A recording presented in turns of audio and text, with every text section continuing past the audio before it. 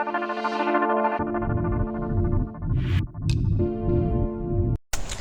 everyone, welcome to my channel. So in this video we will discuss about what is the best practice for IAM. Whenever we create one account, we log into the AWS console account. The account when we create initially, it's called root. And what are the best practice you should do for managing this root account? So these are the best practice. First, delete root user access key.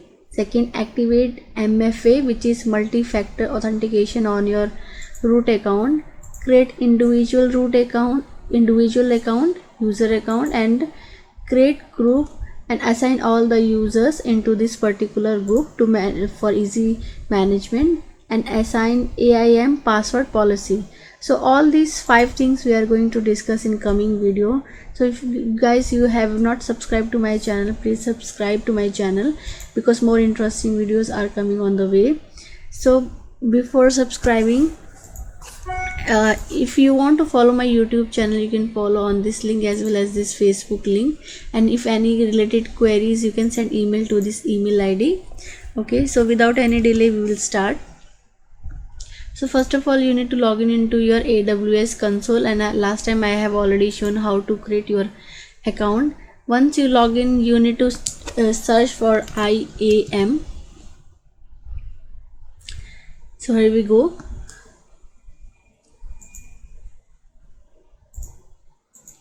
So the first part, root user has no active access key. So this is already, when you log in into the AWS console, it will be already click for you. So that means this part you no need to do.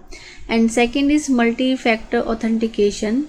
Multi-factor authentication, you can have the hardware token also, and you can also have the virtual token. Virtual token you can install on your PC, mobile phone, on your laptop, and for that you don't need to carry a physical token. And physical token you can directly order from the Amazon also. It's like a hardware token having the keychain which you carry always with you. So let's do add MFA. So for this, you should have the compatible application, and for this I'm using Google Authenticator. So let's do this part, add MFA.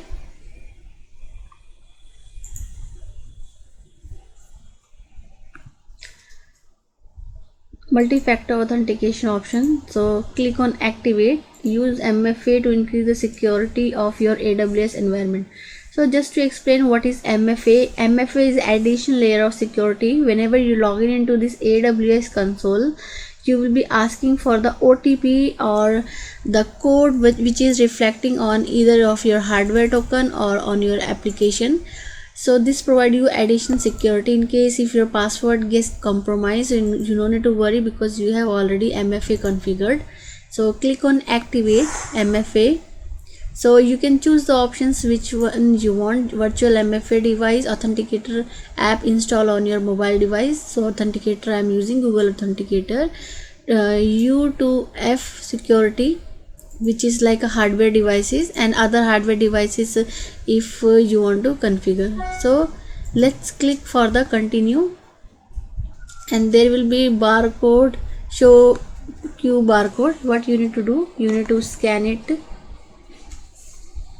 The moment you scan it, it will show you the code, and there you need to enter the code which is reflecting in your application. So this is the first code which I can see inside my application. Now you need to wait for few seconds for the next token to be presented. I think it takes 10 seconds. So the next token I'm going to enter now. Okay, and assign MFA. So you can see you have successfully configured.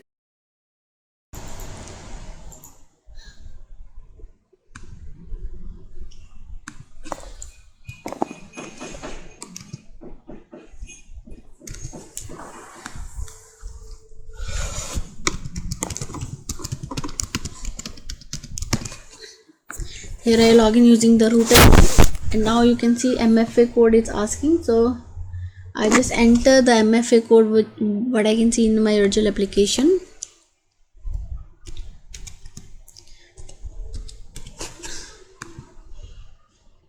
Okay, so here we go virtual MFA, and now if you go to the dashboard, you can see root user has MFA.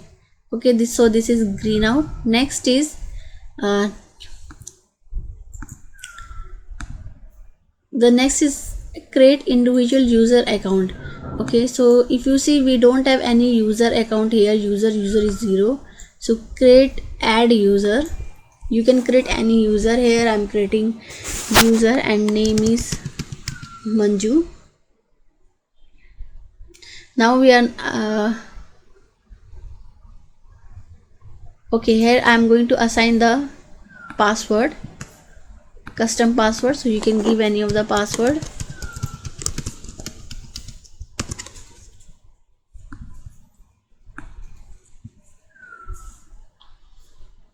So you don't need to click on this. User must change new password on your next login. Next, permission. So basically we don't have any group, and we are not going to assign any permission as of now. Key also we are not going to assign. Okay, so create user. So here you can see this user is created. Now let's search for AIM. It's already there.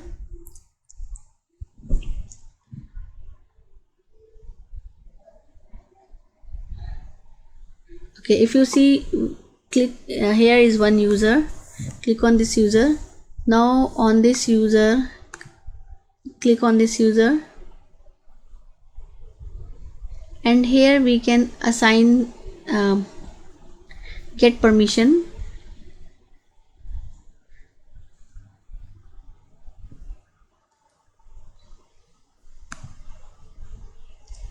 So we are going to get permission existing admin. Search for admin.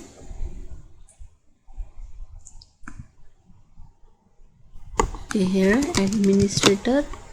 So click administrator access, click on next. Okay, add permissions, meaning we have assigned administrative permissions. That means this user can do similar like root account. So all the policy, everything this user can do using this Manju account. Okay, because we have added administrative access permission. Now we go to the dashboard, and if you see, the next step is to create user group. Instead of creating individual user and assigning permission to that group, we can create different group, maybe sales department, IT department, or manager, admin department. So with that particular group we can assign permission, and all the user we can just put it inside this particular group. Create group. Click on the group name which you want to keep. So I'll put here administrator. So which user you want to include, so you can include this user, and these are the policies name which you want to apply. So whatever the policy name, let's say the administrator and direct console read access only. So what are the permissions you want to give? Marketplace full access, and there will be also administrator which you can assign to this group, and you can assign this to, and all the user you can put inside this particular group. So create group. So we have an admin user and Manju under this user account. So by this way, if you see, we have one user created. Now next portion is assign the policies. Assign the IAM password policy. So if you go to the account settings, you can see change password policy. Click over it. You can find all the options, like what type of password you should have. Either you should have at least one alphabet, capital letter, small letter, one number, and one special character. So all these options, what you want your password to be more secure, you can select it and you can save the changes, and you always has option to delete this policy.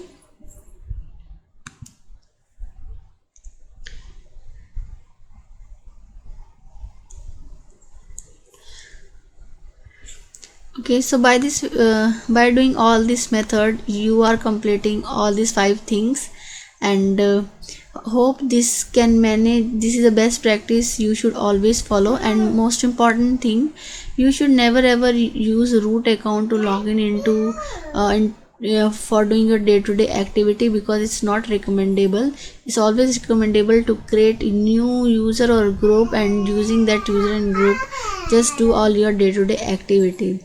So guys, you like this video, if you like this video, please subscribe to my channel and press the like button. Thank you very much for watching this video.